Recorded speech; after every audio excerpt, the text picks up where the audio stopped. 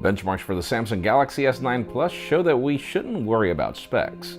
Apple seems to be silently limiting the CPU on old iPhones for some odd reason, and BlackBerry earnings don't seem to slouch after the company's new push. I'm Jaime Rivera. I was supposed to be back in Honduras today, but it seems United wants me to stay an extra day in NOLA, and I'm not going to complain. This is Pocketnow Daily.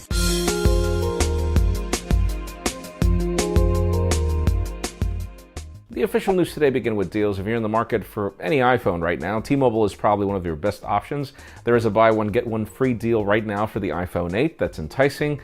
Even more interesting, if you want the iPhone 10, there is actually a trade-in option available. You can learn more in the description. Now let's talk about BlackBerry. The company has just posted its quarter results, and for those of you that thought you should worry about BlackBerry, it's very interesting once you dig into the numbers. First of all, the company reports that 25% of its revenue is down, but once you start digging into the amount of profit, their profit is currently at 74%, which is kind of crazy. I hope I got the numbers right, but most important is great to see that the whole partnership between TCL and BlackBerry and the company's push into software has, worked, because this is one of those brands we really don't want to go away. And speaking of earnings, for those of you that are scratching your heads over why Samsung is Apple's primary partner in the OLED displays for the iPhone X, there's a big number involved. Analysts are confirming that Samsung is pretty much going to make $20 billion in revenue from this whole screen operation.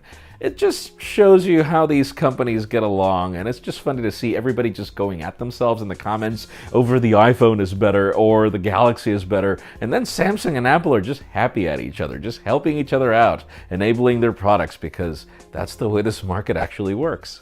Now, speaking of Apple, we've got some very interesting news that emerged from Geekbench, where there are some forums that are claiming that there are problems in the performance of the iPhone 6s and iPhone 7, and some benchmarks have just proven that after the recent software updates to these phones, the processor is being throttled by Apple, and the claims have to do with battery life. Apparently, Apple is trying to preserve and provide better battery life, but doing so at the expense of performance. I haven't really tested it out on either our iPhone 7 or unit because it's not with me, so let us know in the comments if you're dealing with performance issues after this update, because I don't think it's going to go away. And finally, the very hot news today have to do with the Samsung Galaxy S9 Plus. There are some benchmarks from this phone. For those of you that were worried about things like 4 gigabytes of RAM on this smartphone, according to this benchmark, it's 6 gigabytes of RAM, but then it makes us wonder if that's going to be the case for the Galaxy S9, the regular size variant, as apparently that one's going to stick to 4 gigs. Processor Snapdragon 845 in addition to the Exynos 9810, so we can expect the best top-of-the-line second-generation 10nm process here.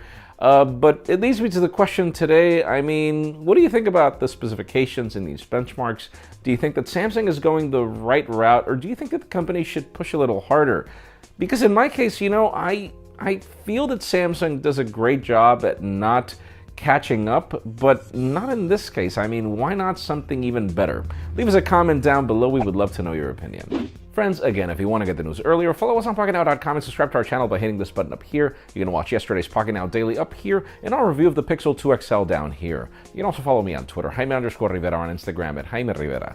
Please give this video a thumbs up if you like what you saw. I am Jaime Rivera. Thanks so much for watching. We'll see you tomorrow.